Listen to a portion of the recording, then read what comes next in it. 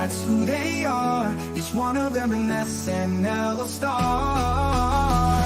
The truly great Saturday Night Live.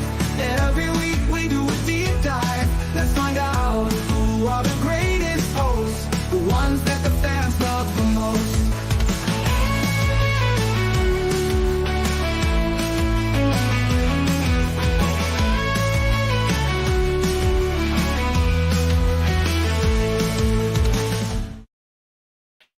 Yes, that is right. Welcome, everybody, on into the Saturday Night Network for another edition of our countdown of Saturday Night Live's greatest hosts of all time. My name is John Schneider from the SNN, and I'm so pumped to be back with you this week to reveal more hosts on the list that you have voted on. And it's been a great couple of weeks listening to Bill Kenny hold down the fort. So very, very happy to be on again with him and talk through everything we have here tonight. We are, of course, here as a presentation of latenighter.com, and we have a great show for you tonight. So let me bring in my partner in this journey that we've been on all summer long, and that is Bill Kenny. Bill, how are you?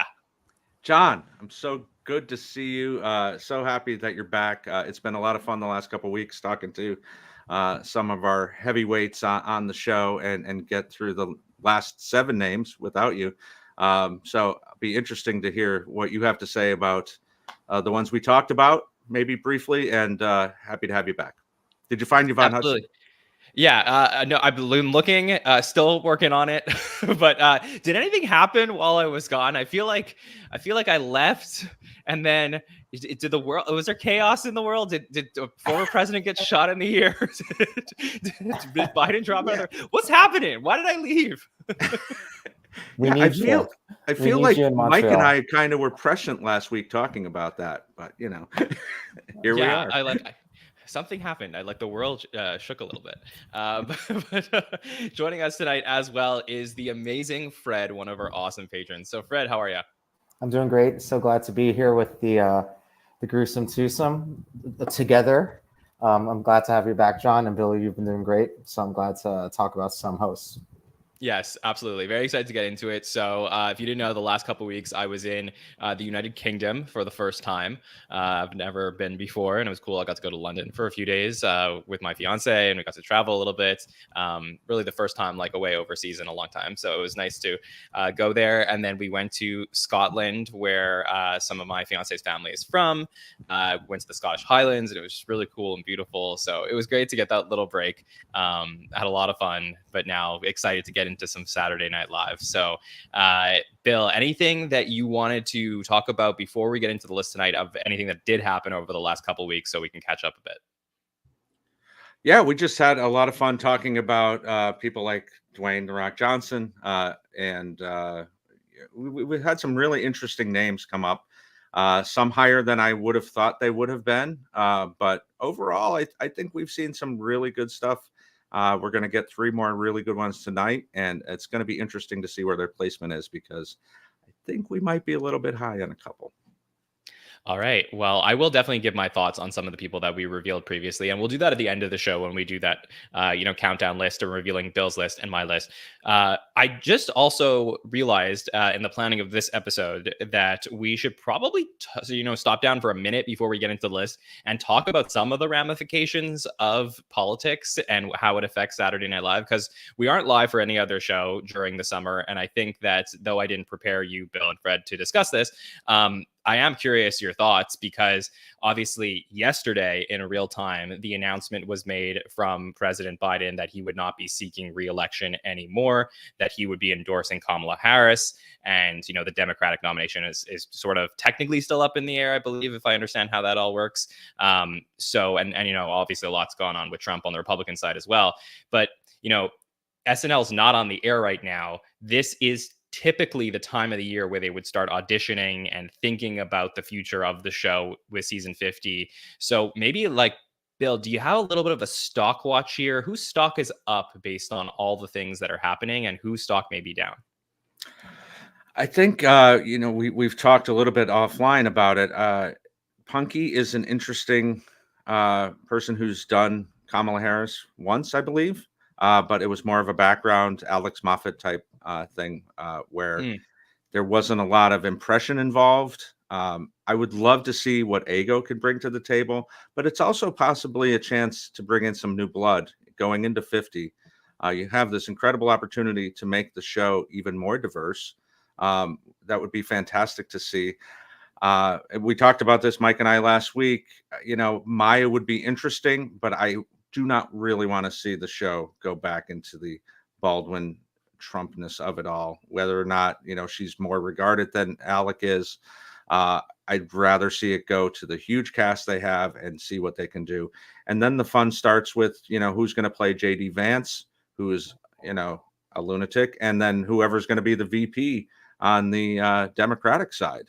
So, is Mikey going to, now that he's lost Biden, probably, is he going to slide into like a Josh Shapiro role if he's the choice? So it's really, really interesting as a presidential junkie, along with an SNL junkie. It's just really a fascinating time to be talking about this. Yeah, good points. I definitely have some opinions, but Fred, I want to get yours as well. Any, feelings on any of the current cast members or how SNL maybe should handle some of these changes that we're seeing in politics right now? Yeah, I mean, with Harris, I would love to see them start at least internal. And if somebody has zero take on it, then they can go external again. That'd be like my hope.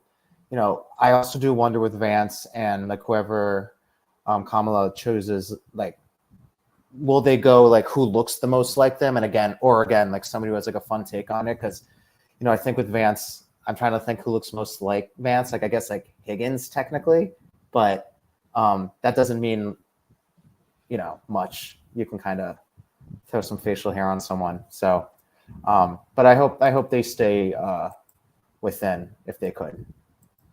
Yeah, I'm not necessarily thinking about how they'll, play the vice presidential candidates, because Right. some election cycles, they don't even play, like they don't even do anything with them. So, JD Vance, it seems like natural, or it would naturally go to Bowen, I would think would be the answer.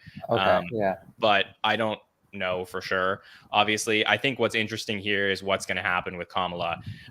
Given that there is now no longer a need for a Biden impression, I think career ramifications are definitely interesting for Mikey, because I think Mikey was probably headed into, I think we had him ranked somewhere in the high 40s that we voted for like all-time career cast members. He's had a really strong season 40, amazing season 48, a pretty good season 49 with this career renaissance that he was having, and then him playing Biden going into this election. I think he probably had a trajectory to finish his SNL career somewhere in the high 30s, early 40s. Like, he probably moved up a tier or two, given where his potential to finish. I now wonder if he's sort of like locked into a slot there, at least based on the, 2025 current cast members, everyone there. I think that he probably can't jump up a few tiers in people's minds anymore, just because he doesn't have that like added legacy of playing a potential president for many years. So for me, I think that this is, probably a deficit to Mikey. I think that what's interesting here is Punky Johnson, how they're going to handle this. She has never really been given a chance to show what she can do on the show, as far as I'm concerned.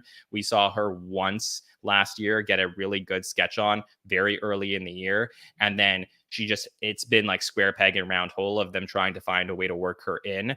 I think if there was ever a time for somebody going into their 5th season that you want to show the audience why they're on the show and why they're so good, this is a chance here.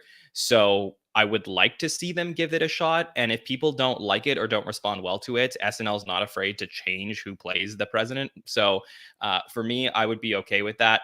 And, if it is Maya, I would probably end up saying that the reason they would lean in that direction is because it's season 50 and because they're going with bringing in, all-time greats from the history of the show. So that is at least a little bit of a justification. I'm just not really down for the whole Jim Carrey versus Alec Baldwin thing, where we're starting to bring in people and it's just a who's who of like, let's bring the biggest names in and promote them, when we are starting to head into this new era and build up new cast members. So I hope we're going to talk in a couple of months about either a new cast member that they hired who's really great for this impression, or perhaps Punky, this is a pivot point in her career. So could be very interesting, and I'm excited to get into it as we move forward. And we'll talk a lot more about that in September as we start to look ahead to the new season. I'm hearing some really good things about season 50 plans. Obviously, the season 50 premiere date, which is, I don't believe, officially announced by NBC, but has been put online, is September 28th. So we're looking ahead to that. And I'm hearing, potentially 10 episodes in the fall for season 50. So a big fall coming up. All right. Let's get into the business we're here for tonight, and let's talk about the list that we have so far. So we have revealed many people on the list, and we're almost halfway there tonight. After we finish up, we'll be halfway through this list. So let's bring up who we have so far on the host rankings list. From the bottom to the top, 50, we got Danny DeVito, then John Lithgow, Anne Hathaway, Jack Black, Dana Carvey, Paul Simon, Louis C.K., Lily Tomlin, Jimmy Fallon, Charles Barkley, and Eric Idle is at 40. Then we got Amy Poehler, JLD at 38, Josh Brolin, 37, Conan, 36, Peyton, Bill Murray, Richard Pryor, Zach Galifianakis, Drew Barrymore, Larry David, Dwayne Johnson comes inside 30, and then Maya Rudolph was the last one revealed at 28. So, Bill, it's been a while since I heard your thoughts personally on this list. How are you feeling about how it's stacking up right now as we're headed into the home stretch, potentially, of this list? Yeah, some really interesting names. I think Richard Pryor as a one-time host, but is so important to the history of the show. I think might be a little bit low. Loved seeing Larry David make it. I know that you were higher on Dwayne than I am. As I said last week, won't get into all that again, but basically, like, I think a couple of his episodes are not that great. And, we're talking about the top 30 of all time, probably a little bit high for me. But overall, no clunkers on the list. I think we're really seeing quite a swath of the history of the show. And we'll see some more of that tonight, too. Yeah, I don't think we have any bad hosts on the list so far. We have people who I wouldn't necessarily put in my top 50, but I don't think we have any bad ones. I do think we're really, I think as we'll see the list form, I think we will hit eventually a tier of legendary hosts. But for now, we're still talking about the good to very good to potentially great hosts. So, Fred, how are you feeling about how the list has come together so far? Yeah, I would say no clunkers as well. There's a few that I think are high and a few that I think are low. Like, I love the Danny DeVito episodes personally, and Fallon as well. But I'm with Bill on The Rock. But I mean, in general, I think everyone deserves to be here. It's like a really good list so far. Yeah, I think of the people who were revealed the last couple of weeks that I wasn't around for, and again, I'll go over my list as we move forward, but I think some really great names to talk about, including Bill Murray, Richard Pryor, Galifianakis, and Drew Barrymore. Those are some heavy hitters that week that we revealed. Larry David, definitely somebody who I still believe is underrated as a host, because he's just not somebody that you ever really do associate with the show, despite his career really being so intertwined with Saturday Night Live. Dwayne Johnson clearly is a polarizing host, so that's one that I'm curious people's thoughts on as we continue to go week by week. And I think Maya is somebody who we talk about a lot on this show. For me, a lot of people feel she's a better host than a cast member. I tend to feel differently. So that's something we can table for later in the show as we talk through this list and reveal 27, 26, and 25. So let's do it. Let's talk about number 27 on the list. This is somebody who I'm very interested to see how you feel about his place on the list. We talked about, Bill, a couple times about how recent hosts may infiltrate this list. And it seems like the audience held off a little bit. But here we go. Somebody who's a very big name right now in Saturday Night Live talk. And that is at number 27, one-time host Pedro Pascal is here at 27, hosted just a couple seasons ago, season 48, episode 12 with musical guest Coldplay. And he made a huge impact naturally because he was, in some of the biggest TV shows on television. And, it's very rare nowadays that SNL hosts are booked from TV, but being in The Last of Us and The Mandalorian, I mean, clearly he was a big name coming in. The diversity, his background, people from all around the world were watching his episode, and there was so much hype. And the question was, did he deliver? And based on everything that we covered that week and all the audience response, people felt really strong. So it's very interesting to see, is this a recency bias thing, or is Pedro Pascal truly a great one-time host of the same level of a Richard Pryor, a Peyton Manning, and a Conan O'Brien that we revealed so far on the list? So, Bill, let me get your thoughts here. Pedro at 27. Let me first say I love this man. I'm a huge Mandalorian fan, huge Last of Us. I think he brought such an energy to hosting SNL, and it probably is, top 3 to 5 episode in the last 5 years of SNL, top to bottom. But if we're just looking at the one-time hosts that have made this list, he's not higher than Richard Pryor. He's not higher than Peyton Manning. He's not higher than Conan O'Brien. So I think there is some recency bias, maybe for the first time on this list over the 7 weeks that we've been doing this. Love this man. I think he is a candidate for 5-timer for sure in quick order. But this is a tad bit too high for me. Yeah, I was pretty certain that if there was going to be a host over the last couple of years that was going to sneak onto this list, he was the one. From him showing up in the Bad Bunny episode this season, so he obviously, stayed in the SNL circle, and then the fact that he was supposed to host the season finale, and that was pretty widely reported. For whatever reason, and we still don't know exactly why, he dropped out, and then Jake Gyllenhaal ends up hosting it. But we could have been looking at a 2-time host now. And I believe, given the popularity and how good his episode was, because it was a very good episode, if he had reproduced that episode for the season finale of season 49, I would feel very justified in discussing his place now on this list. As a one-time host, I'm having a little bit more trouble justifying where he is here, let alone him being in the top 50. So, Fred, for you, how do you feel about Pedro Pascal landing here at 27? Yeah, I think you made a great point there that because he was scheduled to come back, he's made cameos, and it's not like a popularity contest, but I know in this episode he brought in Sarah Paulson. I do feel like he's kind of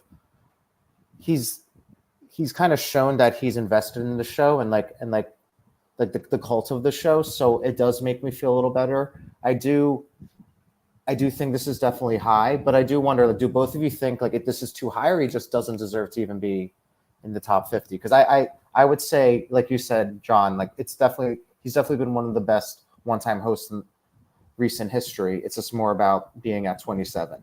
If you look at these best moments, some of these sketches are incredible.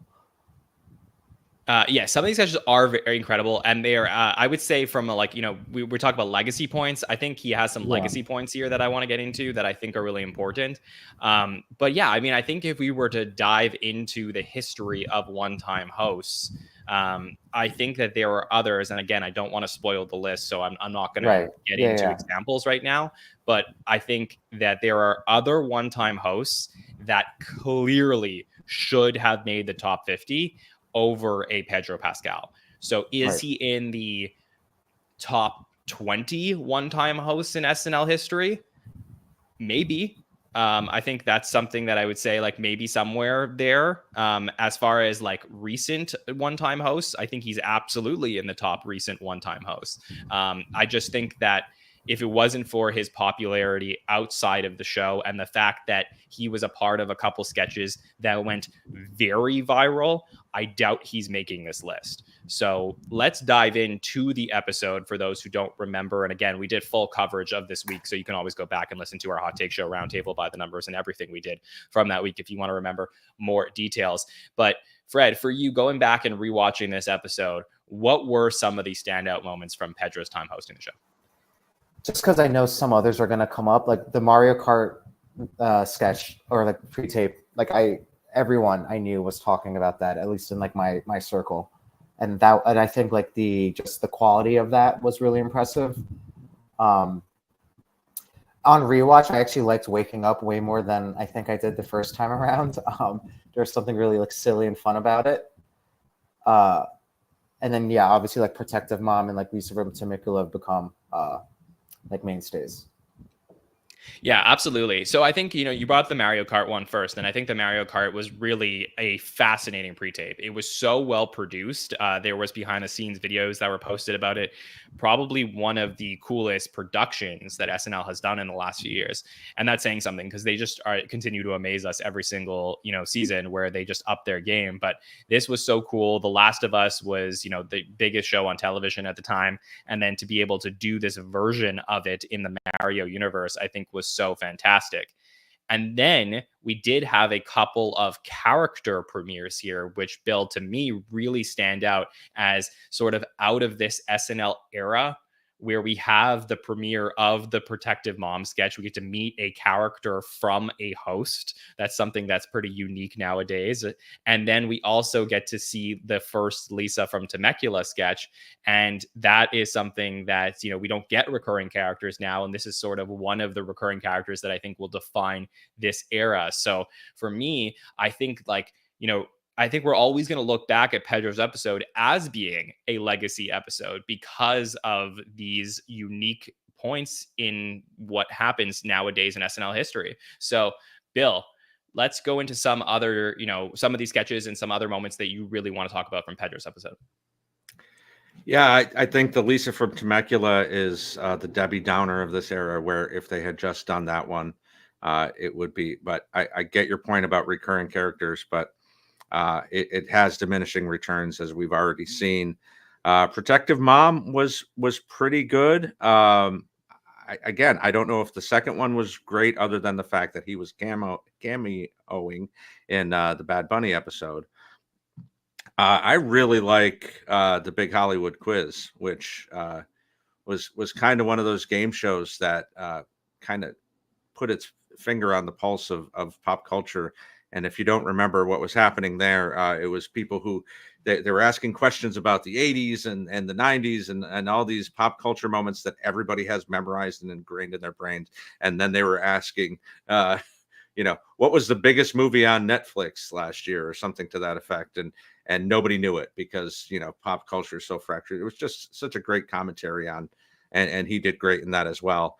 Fan Cam Assembly, I think, got a really good take on the latest generation and all that fun stuff. Plus, we got, as Fred mentioned, the Sarah Paulson cameo in that as well. So not really a bad one in the bunch. I didn't love Waking Up. I think it was too much derivative of Californians as far as the voices and things like that. But it wasn't terrible. So I think from top to bottom, again, it was a really, really good episode that we got here. And he was just built to be on SNL, as we like to say. Yeah, and the chat is going nuts about Wing Pit, which I guess we could always replace and put as one of the best moments on this episode. I do think it's interesting to discuss, this was to me probably the tail end of what I think was a fantastic run of SNL episodes, from basically like Kiki Palmer all the way through to Pedro Pascal. And I think that, the writing was working. For some reason, everything was clicking here. And I think that, he came in at a very good time. I would love to test out the theory of, is Pedro that good? Can he do it again? Because I do think he's a very solid host. My feeling, Fred, when I saw him in season 48 was that, as Seth Meyers likes to say, casts like to build second casts where they bring in hosts that become friends of the show. And then we start to view them as a part of the second cast. I think given his appearance in Bad Bunny's episode, obviously they're friends and, Bad Bunny needed some help that week. And the fact that they wanted to book him for the season finale, I have to think that he is potentially part of this second cast, the group of hosts that we're going to see recur many times with this era. So do you believe that Pedro will host again? And how much is he ingrained in the current Saturday Night Live era? Yeah, I mean, I think like he likes them and they want to like him, and so that definitely helps. Just in with his monologue and in general, he just had this real disarming, giddy enthusiasm throughout, which I'm sure is contagious when you're working with him. So, and yeah, like, if they tried to book him last season, I'm sure he's going to be the next Gladiator. The Last of Us season 2, like there will be plenty of reasons for him to host to promote something as well. So I think that there's definitely some synergies there, and like they're getting along. Yeah, absolutely. And I do think that, like, given our calls naturally for SNL hosts to be more diverse, I think having someone like Pedro a part of their universe would be something I would advocate for. Clearly, it's something they would like to do. So, let's jump back to some of my criteria that I use to evaluate hosts. And let's be fair to Pedro, because a lot of people do feel like he should be on this list, including some people in the chat tonight. So, could Pedro Pascal be a cast member? I'm not sure if I see that, Bill. Do you see like his potential? To me, he feels very like, which goes into another element on this list. He feels very brand oriented, that Pedro has a certain style that I've never really seen on SNL before from a cast member. Do you think he could ever fit in that mold? I don't think so. I think he's very movie star-esque. I think somebody who's just larger than life that wouldn't really fit into a cast on a weekly series on a regular basis. So. Yeah, for sure. So I don't know that I could see him as a cast member. Does he have a defining characteristic? I do think he does. I think he has a certain style of comedy. I'm not sure that I could verbalize exactly what it is, but I know what it is when I see Pedro Pascal on SNL. And when I saw him in that Bad Bunny episode, I got the Pedro Pascal vibe, the brand. I don't think there's anybody, before Pedro Pascal that's like him, where I could say, yes, he is that big movie star, but he definitely has a certain style. Can he work with multiple casts? We definitely don't know that. It's just too soon to say. If we see him pop up multiple times in this era and then in a future era of the show, we can come back and reevaluate. From an analytics perspective, really solid episode. 9 sketches that he was in for that episode. That's definitely above average. So for me, he was all over that show, clearly very involved that week, and someone who fit into the SNL process. So that to me justifies him at least being considered for this list. And then from a legacy perspective, it's so hard to evaluate legacy, like I said, for somebody who just hosted just a year and a half ago. But I do think the fact that he was in that Lisa from Temecula sketch and then has this character as a host, to me, does give him some legacy points. So I guess, I could argue or justify the consideration for the list. But for me, I think way too high ultimately. So, Fred, for you, any final thoughts on Pedro? Anything else you want to say about him coming in here at 27? No, I totally agree. Like I think too high as well. And it's also kind of hard to have like a second level opinion until like I know what's to come. But I would definitely say like at this point, given everyone else, I wouldn't have him at 27, but I do think he's definitely a rising star, and he's proven himself well so far. Yeah. And what's interesting is that we could maybe redo this list in 5 years or 10 years, and his place will be totally justified here, maybe even higher. So, again, it's just one of those things that like when we do this, when we did the cast countdown, we revealed people on the list like Bowen and Ego, and it's hard to judge where to put them. They're still cast members, but they were on the list. So, Bill, final thoughts on Pedro Pascal here at 27? Oh, to use a sports analogy, he's on pace for. So, you have that really great month in baseball, or you have that really good rookie season. What are they going to be able to do in their sophomore and their junior outings? And I think that'll be really interesting to see. And you brought up such a great point with if the writing is not as strong the next time he comes back, and he will come back, will we see another classic episode, or will there be diminishing returns? So can't wait to see what he does, though, and I'll be excited whenever he's announced to come back. Yeah, and let me just say this, not that Pedro Pascal cares what I have to say, but I think pressure is on Pedro, because if people really truly feel, and they're not just voting because they love you, or they're not just voting because of like the hype. If people truly feel that Pedro Pascal is an all-time great host, then pressure is on for him to come back and do it all over again. So hopefully we do get that chance to see in season 50, perhaps him coming back to host the show. All right, that's Pedro Pascal at 27. let's get into number 26 on the list. This is somebody who I think that we're going to feel good about talking about tonight. Someone who definitely has a history with Saturday Night Live and is, I'm happy to welcome back somebody who is in the Five Timers Club, someone who actually hosted the show 6 times. And that would be the amazing Elliot Gould, who here at number 26. This is going to be a fun one to talk about. Hosted the 9th episode ever of Saturday Night Live in 1976 with musical guest Anne Murray. Comes back later that season in what was supposed to be the season finale, season 1, episode 22 in May of 1976.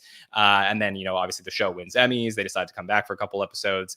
But Elliot Gould twice in season 1, then comes back at the end of season 2 in 1977. No season 3 appearance, then hosts in season 4 and season 5 before finally coming back to the show, before then coming back to the show in a very surprising hosting appearance where he is convinced to host the first episode of season 6 as sort of a transition point from the old cast to the new cast. And I guess we'll talk about that a little bit as we go through some of his episodes. And, we just a little plug here that we will have everything you need to know about Saturday Night Live season 6 coming out this Thursday. So you could watch some highlights from that Gould episode, and we'll talk about why that happened the way it did. But, this is going to be a fun one to get into. So Bill Kenny, your thoughts on the legendary Elliot Gould here at 26? Not just surprising for us that he hosted season 6. I think it was a surprise for him too, right?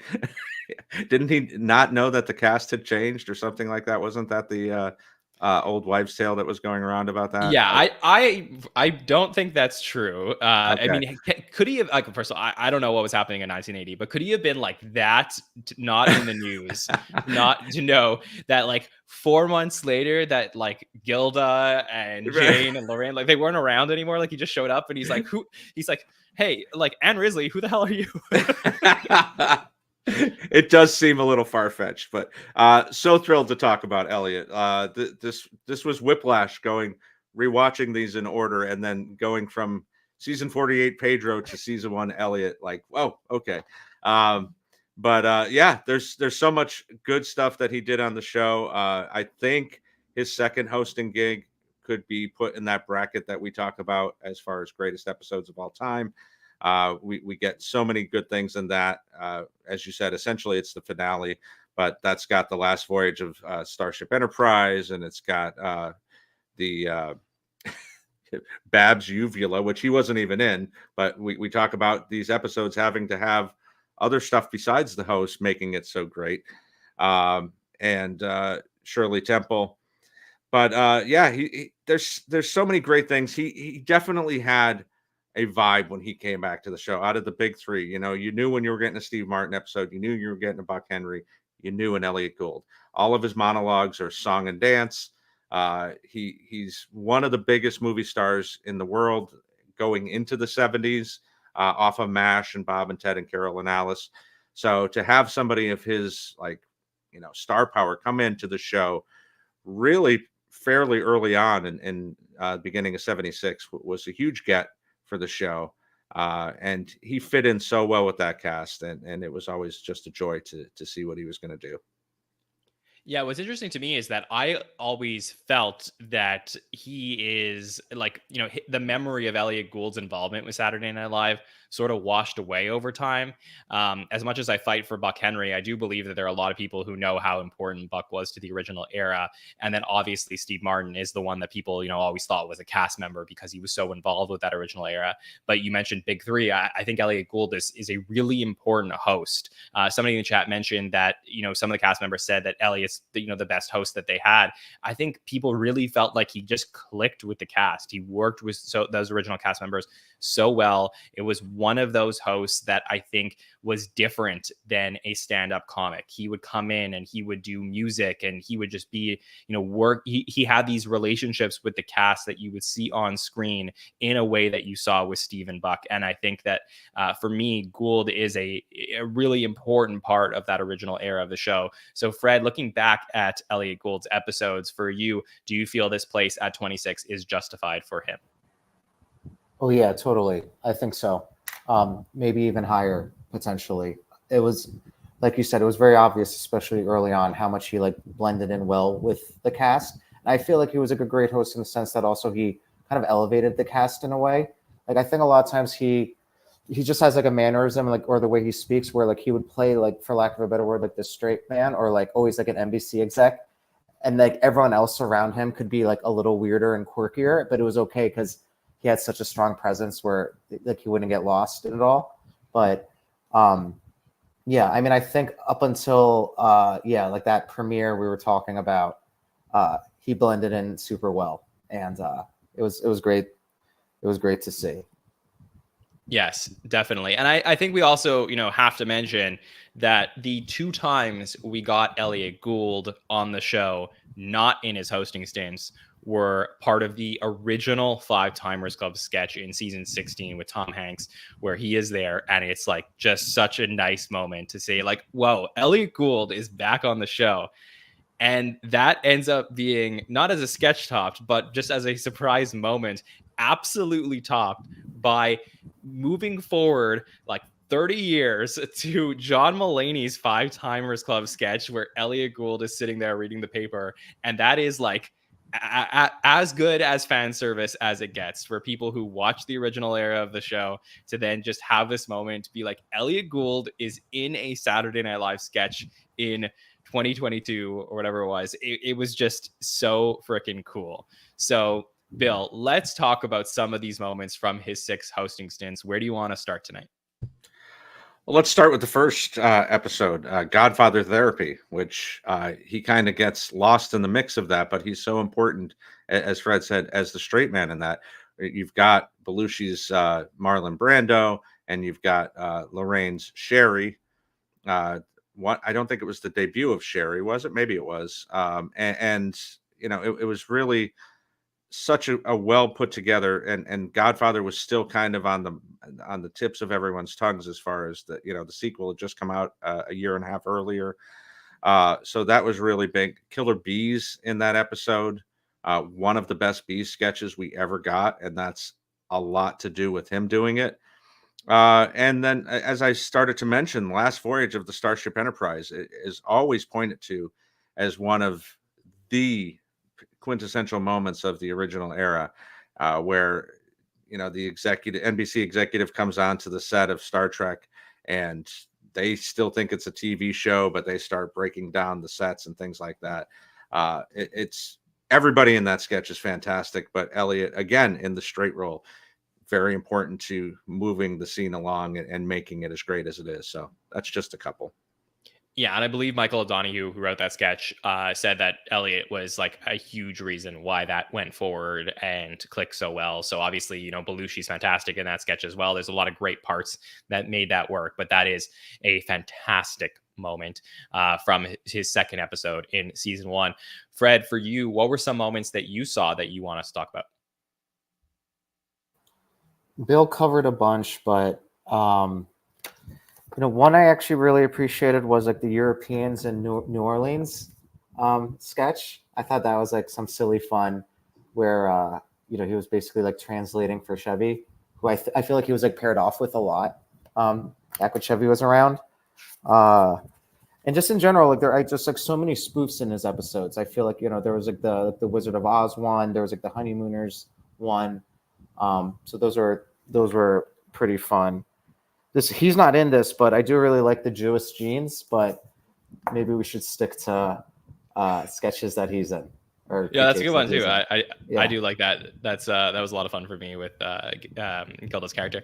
I want to mention his first episode that we were talking about briefly, where in season 1, episode 9, we have this runner in the episode between Gilda Radner and Elliot Gould, where they sort of they slept together the night before the show, and Gilda thinks that they're like an item, but Elliot's sort of like being this guy who doesn't, really want to make it anything official, and it runs throughout the show, and they end up getting married in the good nights, like to, much to Elliot's chagrin.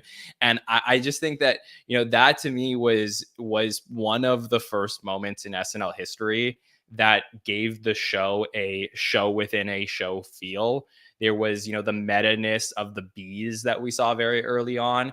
But I do believe that this is, where we get to see a host come in and sort of establish that these guests have relationships with the cast members and can develop and build them. So I think that we have to credit Elliot a little bit with some of that. Obviously, you saw that a bit with Lily Tomlin and some of the other hosts, but I do think that Elliot Gould was a major reason why we got to see hosts connect with cast members on screen. So that to me is a big moment.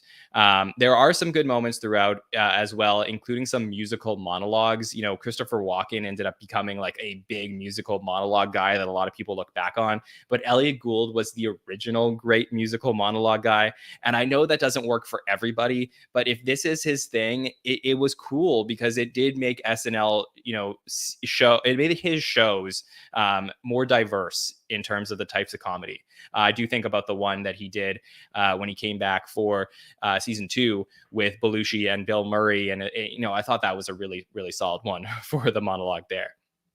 And then let's jump ahead, Bill. Let's talk about this season 6, episode 1, where we open the show with this bedroom sketch. And for anybody who hasn't seen it, Bill, do you want to describe to the audience what this sketch is? Because to me, this is, if I had to reduce the entire history of Saturday Night Live down to sketches that people have to see to understand the timeline of the show, I think that's one of them that has to be there. So tell the audience about it a bit. Yeah, it was basically a take on a long forgotten movie by most people, Bob and Ted and Carol and Alice, where it's two couples, and the picture, the movie had this picture of these 4 people in bed together. So they open this unknown season of SNL, and nobody knows what we're going to get, and it opens on Gail Mathias and Elliot, and they're talking in bed, and all of a sudden, cast by cast member, they start showing them in this bed, and he starts the comparisons to the different people, which are so ludicrous in hindsight. Like, who did Gilly say he was a mix of? Like, the guy they forgot about from season 5, poor Harry Shearer, not getting any love. And then to end with Denny under the covers to say live from New York for the first time in season 6. It was really brilliant. There's very few things you could say that Gina Minion did brilliantly, but I think getting Elliot in there, whatever way she got him there, was a brilliant move, because this episode is not that bad for all the faults of season 6 and the things that we're going to see later on and the trouble that we see. This is pretty solid episode. So I think if you're tuning in 1980 and you're scared about losing all your friends that were on SNL for the first 5 years, you're probably feeling pretty good at 1 a.m. on that first episode. And that's a large part to do with Elliot. I am not a season 6 defender. I think it is to me, it's like bottom of the barrel. I don't think it's a good season of Saturday Night Live. I think if, for my season rankings, I had it at the bottom. His episode is decent. I think maybe Karen Black's episode is pretty good, if I remember correctly. Yeah. And then obviously at the end with Bill Murray, and then the no hosted episode, sort of pseudo hosted by Chevy and Al Franken. But, really for me, this Elliot Gould episode is decent. It's one that if you were scared of season 6 and you wanted to watch it, as Bill said, you would walk away feeling okay.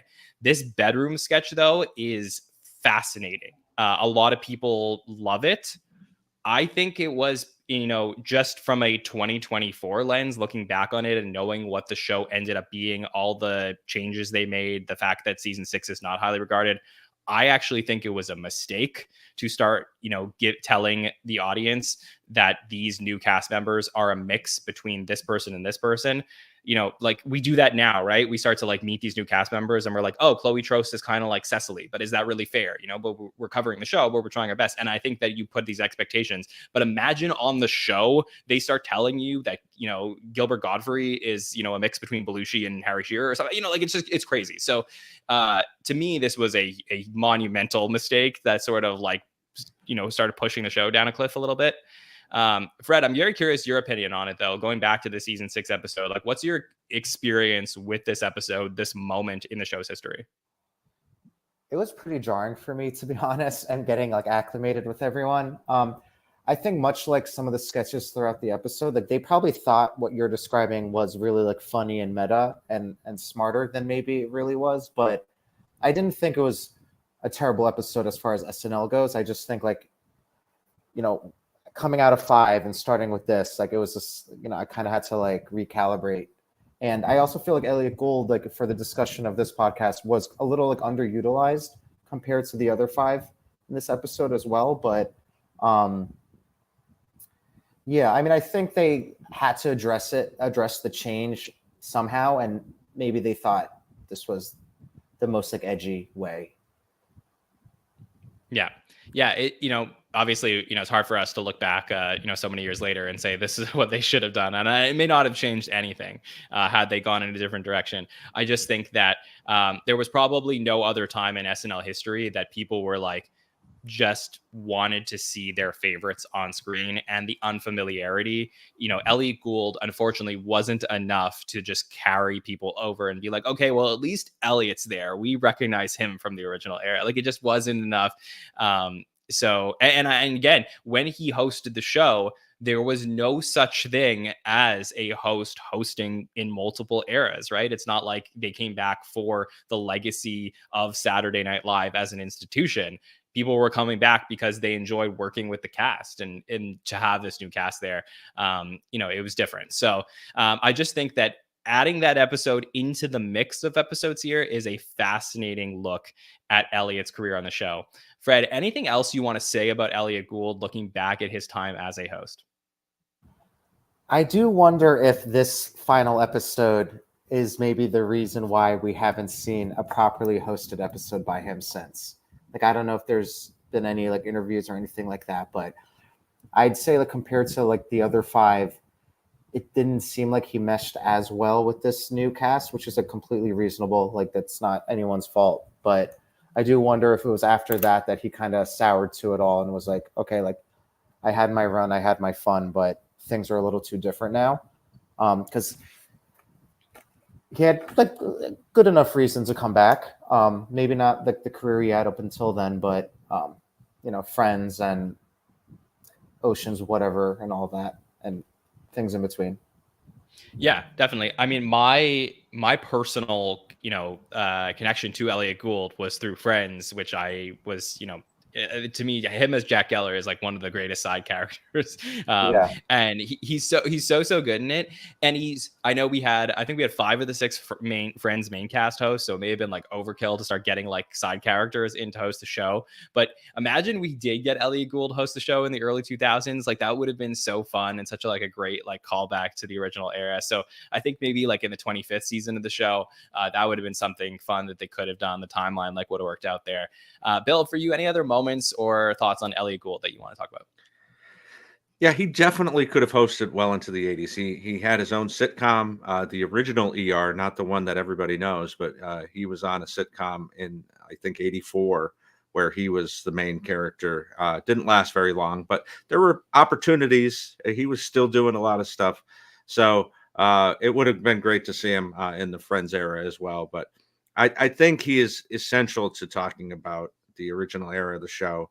I think it was very gutsy for him to come back. As you said, there was no knowing there was multiple eras of SNL. It was kind of looked at as a betrayal to the original cast to come back in any form in that season 6 before Lauren gave his blessing to Ebersol in season 7. So I think it was pretty gutsy to see him come in and take a chance with this new cast.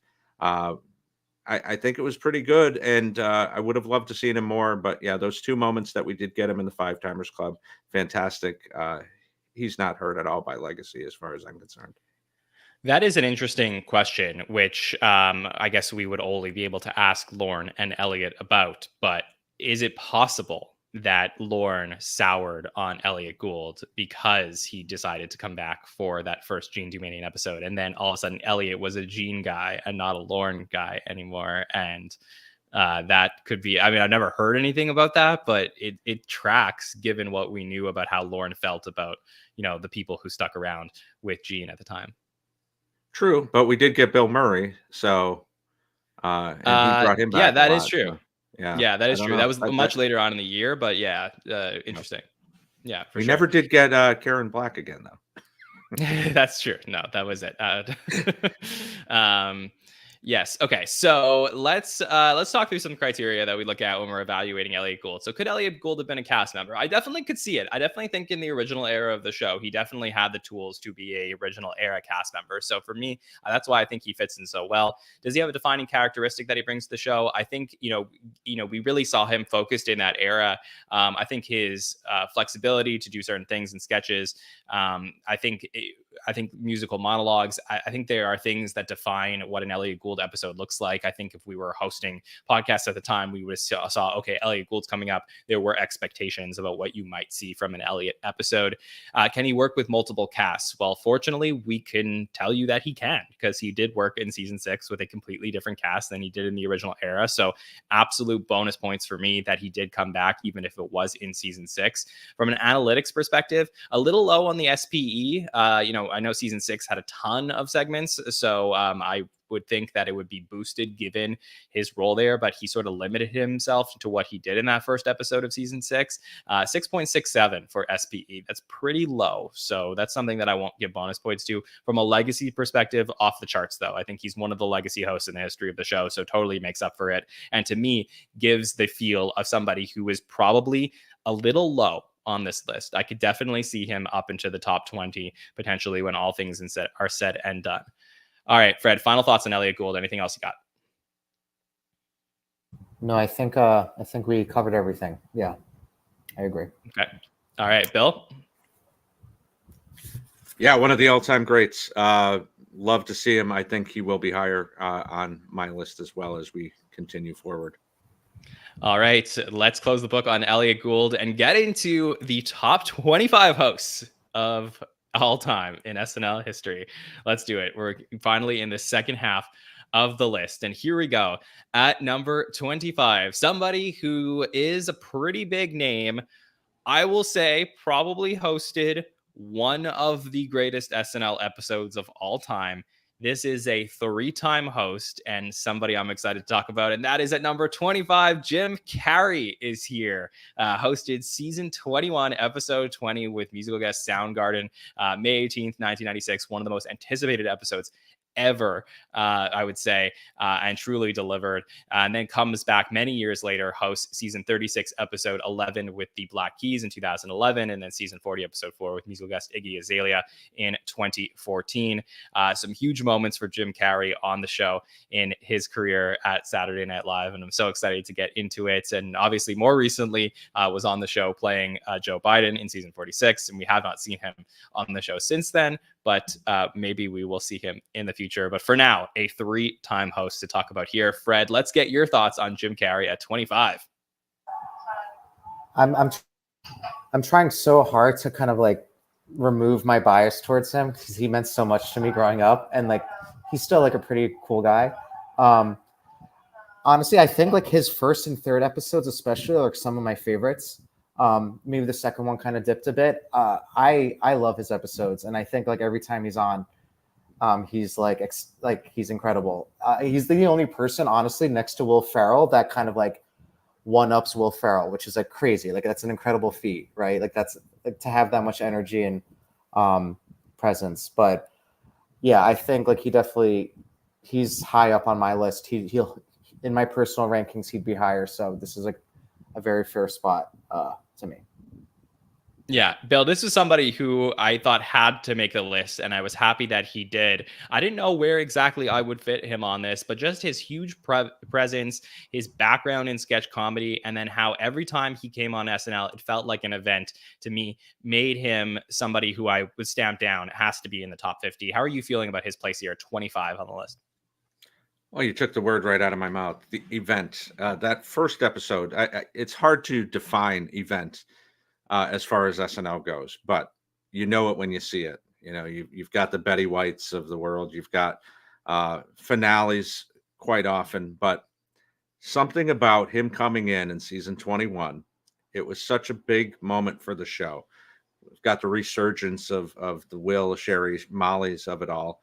And he's coming in, one of the biggest movie stars in the world, and, you know, famously is on In Living Color and didn't get picked to be on SNL in the 80s. And it was just such a moment in time to have him come in and work with this newer cast.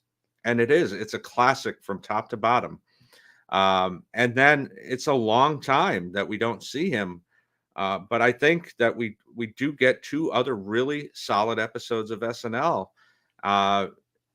Your mileage may vary on his Biden impression as far as his cameos go, but we were just starting off as SNL stats when he was coming in to do this, and it was a big deal to have this kind of name come in and do this on the show. So yeah, I think he is one of the more important hosts in the history of the show. I think this is the right spot for him, but yeah, definitely up there for me as well. Yeah, conventionally, I think that Jim Carrey should be a 5-time host. He could be even, I could argue that he could be a 6 or 7 or 8-time host. You could, given how popular he was. I think he would have definitely hosted more in the 90s if SNL wasn't in such a transition period in sort of that like early mid 90s. And then, like you said, Billy, he comes in at a really important moment for the show where it is trying to reestablish itself. And that episode at the end of season 21 sort of kicks off, like, okay, the show is back in its own way. So I think that he is such an important host. I believe he was also set to host the Christmas show of season 25. That sounded the one that Danny DeVito ended up hosting, the final show of the 90s, and he was replaced for that one. So that's a potential, what if scenario. But I have to think just how big of a name he is, and his history with the show, that we may see him again. So, Fred, let's get into some of these episodes from Jim Carrey hosting 3 times. So where do you want to start? Yeah, I think that first one that everyone's talking about, May 96, is just, I feel like there's not a single sketch I didn't love. But I'm trying to see like what you have highlighted. I mean, like Lincoln is one of my favorite things on SNL, like that Lincoln Runner, personally. I really do enjoy like the Joe Pesci show, which I know is not on here. And I know that he does Jimmy Stewart again, I think, in 2011. So I think he kind of goes back to that well. But yeah, I mean, I'm trying to see if there's anything. The Carrey reunion is, I think, for fanboys like me, was a lot of fun, especially at his peak. And actually, like the Sia, like his thing with Sia was actually like, I normally don't love that sort of thing, but like interacting with the audience like that actually doesn't he? And I think in a monologue also he kind of like sits with strangers in the audience. I don't know if they're planted or not, but he's just like really good at that as well. Yeah, I think he's a great break of the format host. Yeah. Somebody that like when Jim Carrey's going to host Saturday Night Live, anything can happen. Like, when he was doing Biden and there was the whole like fly thing that was happening, it was like, okay, well, Jim Carrey, anything's going to happen with Jim Carrey. He's the guy that's there. And I do think, and I was reminded in the chat that, Jim Carrey obviously auditioned for the show as well. So just such a really just rich history of Jim Carrey in sketch comedy. Bill, for you, looking back at his episodes, any moments that you would like to bring up to the audience?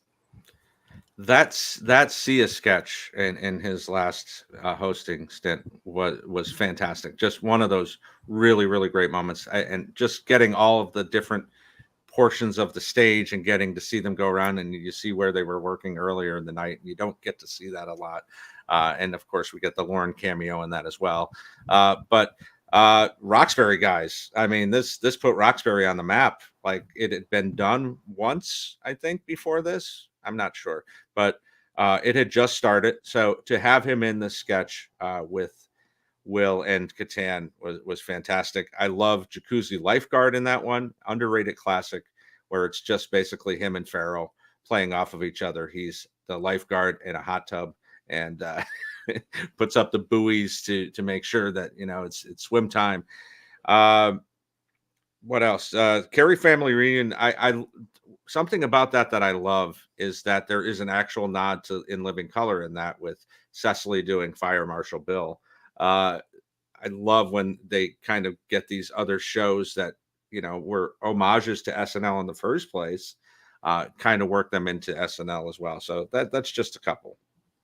Yeah, just a couple. I mean, there was. Well, I'll go backwards basically. So season 40. And again, there's a lot of for me like, can he live up to the hype of him being Jim Carrey hosting the show? And I think he delivers every time. But there are some other really good sketches there. I think we mentioned the Lincoln ads and the Sia Chandelier. I think his like the billionaire sketch with him in the wheelchair, I think is so fantastic. Just like his sick and twisted mind in that. That type of stuff always gets me. This is something that like I think at the time was like very criticized, but I thought was absolutely hilarious. In season 40, the Graveyard song with Paul and Phil with him and Taron Killam. Fred, do you like that one? I love that one. Actually, I was like hesitant, like, do I bring it up? Like, Yeah. what, I don't even know what I'm gonna say about it. Like, is it like David Pumpkins, but like inverted in a way? It's kind of Like, David Pumpkins coded, like yeah, Paul and Phil and Phil. Paul. yeah. It's so stupid, and it really works for me. Yeah. No, I like it. Yeah, it's so good. It's so good. So I do feel it's good. Even his monologue as Helvis, there's some fun stuff there in the episodes. And then, season 36, going back to Maryville Trolley, that's one I always really enjoy. So I think he really fits in there, like a la Roxbury Guys, where he fits into the sketch and just naturally, to me, he could fit into any recurring character sketch in the history of the show. But going back to that season 21 episode, again, if you haven't watched it, this is a bucket list episode to watch. We're going to, my plan is potentially next summer to do the greatest episodes in SNL history. That would be like the next countdown that I'm really craving to do. I think there is an argument, pound for pound, that the season 21 episode is the best episode in SNL history. Maybe not the greatest, maybe doesn't have the legacy factor and other things that you would start to think in with the, how big of a moment these were. But I do think that just in terms of pure quality, you can argue that this is up there with some of the best episodes of all time, in that every segment in the episode is an absolute banger. Like, he's in a cheerleader sketch. We spoke about the Roxbury Guys. The jacuzzi sketch is one that I see sent around a lot. Fred brought up the Jimmy Stewart and the Joe Pesci show. The Jimmy Tango's Fat Buster sketch near the end of the episode with him and Will Ferrell. I mean, that is one of the zaniest, craziest, passionate sketches that you're going to see from a guy who just went all out to put the cherry on top to an amazing episode. That one's good. And even I'll See You in Hell, which is a sketch that takes place in an office, that one is really good as well. So for me, all-time classic episode, and one that I think that I think Ellis in the chat said that episode alone puts him in the top 25. I have to agree. Like, if he was a one-time host and only hosted in season 21, I think we're talking about him as probably the best one-time host in SNL history, potentially. So for me, just so solid. Bill, any other moments you want to bring up from Jim Carrey's career on SNL? Well, you mentioned the Maryville. That was the first one of those, and probably the best one, right? I love that last hosting stint was so Halloween centric. Obviously, it's just a few days before Halloween, but SNL doesn't always do that. So I think that they knew they had this rubber-faced genius in the building with Carrey. Joff's Halloween Emporium is like an alternate timeline to the ex-porn stars. With you got Cecily and Vanessa, who are working in this Halloween store, and their boss Joff has been possessed by a devil. So that's a lot of fun. But yeah, the monologues are all bangers too. From the very first one, we get to see a very young Adam McKay, where he wants him to just play the hits. He wants him to do all his characters. And the second monologue, where he proposes to the woman in the audience who felt like a real person, not just a plant. But overall, just so many great things. The one cameo we did not mention that was amazing. He shows up with Foo Fighters, and in season 28, and he's not in any sketches. He just shows up while the band is playing. That was such a fantastic moment as well. So no duds with Jim Carrey. Loved. Hopefully he gets to be a 4-timer shortly. Yeah, that's from that walk-in episode in 2003. And we also should mention his appearance as Matthew McConaughey in SNL 40. So, clearly somebody who's very important to the show. Curious from both of you, where do you think we see Jim Carrey in season 50, if at all? Fred, any predictions is this a guy that we might see host this coming season? Is it maybe just an SNL 50? Where do you think we might see him? I do feel like I might be wrong here. He's kind of semi-retired from acting, I want to say, or he at least kind of talks about like the industry in a way that like he's not interested anymore. So I think he would cameo for sure. And I'd love to see that. And maybe it would actually be good for him because like our most recent memory of him is Biden, and like people have mixed opinions of that. So like if he were to cameo in some sort of role like that, I mean, he can clearly excel at.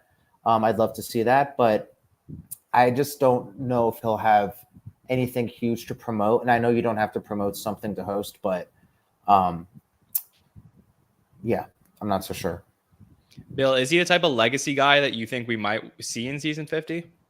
Yeah, I think if SNL decides to go the route of, bringing old alumni back to host, I think they will also bring back some of the biggest hosts in the history of the show that are still able to do it. Carrey's still a relatively young man, so no reason to think that he wouldn't come back and host in season 50 at some point. If not, we'll definitely get him at the 50th. Yeah, I think if you're reaching to try and find the greatest hosts in SNL history for season 50, I think you got to put Jim Carrey somewhat involved in the 50th season. If not, hosting an episode, at least having a big part in the anniversary show. So I would bet that we would see him at some point in the next year if he wants to do it. So for me, I would put some money down on that. And obviously, we didn't talk about Elliot Gould and Pedro Pascal as far as where we would see them. Pedro Pascal, natural fit for, hosting in season 50. Elliot Gould at 85 years old, I think we can all agree is probably not going to host in season 50, but it would be very nice to see him pop up in the anniversary show. So some criteria to evaluate Jim Carrey. Could he have been a cast member? I mean, obviously, there's no doubt. So that's for sure. Does he have a defining characteristic he brings to the show? I mean, Jim Carrey has one of the most defining characteristics in terms of all of comedy. So for me, that is absolute. Can he work with different eras? We got to see him in very different eras between season 21, season 36, and 40. So checks all of those boxes. From an analytics perspective, we got an above average SPE here with at 8.67 from those 3 episodes. So pretty high stuff. Legacy perspective, has those guest appearances, played Biden, has a bunch of live from New York's. To me, he checks all the boxes of what makes a great SNL host. So Bill, for you at 25, is it a little low for Jim Carrey? I mean, only 3 episodes compared to some other people that we're going to be talking about, but interesting placement here, right? Definitely interesting placement. He's definitely, whether you like the Biden or not, I think it's important to his legacy that he did come back, because otherwise, as we've talked about with so many of these hosts, it'd be going on a decade where we hadn't seen him. So the fact that he was there, the fact that he was part of SNL 40, I think that's really important. I think this is the right spot for him for sure, but be interesting to see who's ahead of him. So. Yes, absolutely. All right, Fred, final thoughts on Jim Carrey and his placement here on the list. Yeah, I mean, honestly, personally, for me, of everyone named so far, he'd be my number 25. So, depending on like who's, I think. Number 25, as in like your top host name so far, not like my top host name so far. I'm sorry. Yeah. So far so good, I think, for Jim. Okay. All right. So that does it with the 3 hosts we're revealing tonight, but don't go anywhere because we do have one more segment we're doing. And this is always my favorite part of the show, where we get to talk about Bill's list and my list and where we place them so far as we reveal week by week. So I'm going to put this up on screen. On the left side, you're going to see the hosts we revealed so far. In the middle, you will have my list. And on the right, we're going to have Bill's list. So here we go on the screen. So my list right now, it's been a while since I've done this. So from 26 all the way to 1 is that I have Paul Simon at the bottom, Charles Barkley 25, then Lithgow 24, Poehler at 23, Maya at 22, Anne Hathaway at 21. I put Pedro Pascal in here at 20. I think given our discussion tonight, I think I'm going to move Pedro Pascal down a little bit. I was buying into the hype and I was like, oh yeah, his episode was really good. But that's what's great about this podcast, talking it through. I think he's too high. I think I'm going to probably lower him, but for now, that's where he is. So you could judge me on what I put tonight. Up from 20, we got Jack Black at 19, Lily at 18, Conan 17, Louis C.K. at 16, Peyton at 15, Larry David at 14, Jimmy at 13, Galifianakis at 12, Dwayne Johnson at 11, Brolin at 10, Barrymore 9, Pryor 8, Eric Idle 7, and then into my top 6, I put Jim Carrey as the number 6 host. right now. Totally deserves to be near the top of the list. For me, there's definitely going to be some hosts that I'm going to end up placing below Carrey. So for me, he will end up somewhere in my top 25 for sure. JLD is at number 5. Gould I put up here at 4. Has all those points. Checks every box for me as somebody who's very important to the history of the show and is only behind some other amazing hosts in Bill Murray, Danny DeVito, and Dana Carvey. So that is my top 26. Bill, tell us where you place these hosts tonight. Well, I think this is the most similar we've been as far as placing the new host, John. So that's really interesting to see. I also have Pedro at 20 right now. I think that again, given the discussion, it might be moving down just a tad. But I definitely had to put him behind all the other one-timers that we've talked about so far. I slotted in Elliot Gould at 6. Even though he is amazing and he is so important to the history of the show, I think maybe his 4th and 5th hosting gigs aren't the greatest. So had to put him a little bit below all these other huge names. And then Jim Carrey here with 3 banger episodes slotted in at number 5 behind JLD, Dana, Danny, and Murray. Yeah, it's interesting. As you know, I felt like our lists are very different. This is sort of similarizing them a little bit. But Fred, where do you feel, or which list do you feel is better right now when you look at our 226 lists? I'm so hyper focused on like these 3 names. I guess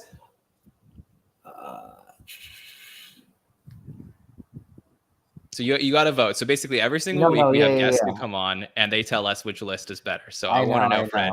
I know. Who's crushing it right now? Yeah, anybody that you see here that's egregiously high or somebody who's way too low. I go with your rankings, John. I'm sorry, Bill. That's okay. What's the reason? There are a few people that I would have higher, like Fallon, which I know is like, yeah, like I know like there's like a whole thing about that, but like say what you will. Okay, that's like, fair. That's fair. Yeah. In general. All right, so yeah, as it has every single week, it all comes down to where Bill placed Jimmy Fallon on the list. Oh my goodness! So. No, it's not just that. Like I know. Yeah. Okay, well, look, as you just heard, I'm still winning, so we'll see as we continue to reveal more hosts on the list, how people vote and how this ends up. Let's talk about Bill's predictions, though. So how is he doing with the predictions? So as far as 5-timers are concerned, we have now added a 5-timer to the list, a 6-timer rather, with Elliot Gould. So we're now up to 5 or 5.5 if we're going to count Paul Simon out of 18 for Bill Kenny so far. Cast members, no cast members added to the list. Jim Carrey almost was a cast member, but doesn't count. So here we go, 6 out of 16 so far. And then Bill looking good with the 1-timers with the surprise addition of Pedro Pascal to the list. So now we at 4 out of 5. Bill, how are you feeling? You think you're going to hit all 3 of these? What do you think? Oh, no. I really... I think the 5-timers is now becoming the biggest challenge. The cast members, I still need a lot too, but I think 10 out of the last 24 is a possibility. I don't know. But 1-timers, I feel great because I still have at least 2 1-timers on my list that haven't been mentioned that I'm sure will be mentioned at some point. So I would imagine I'll hit that in the next couple of weeks. But the other ones, getting a little dicey, running out of time. Yes, for sure. We shall see. So as we are every Monday, we will be back next week to talk through the next 3 hosts where we reveal 24, 23, and 22 as we start moving and inching towards season 50. So this was a great time with both of you. Fred, thank you so much for joining us tonight.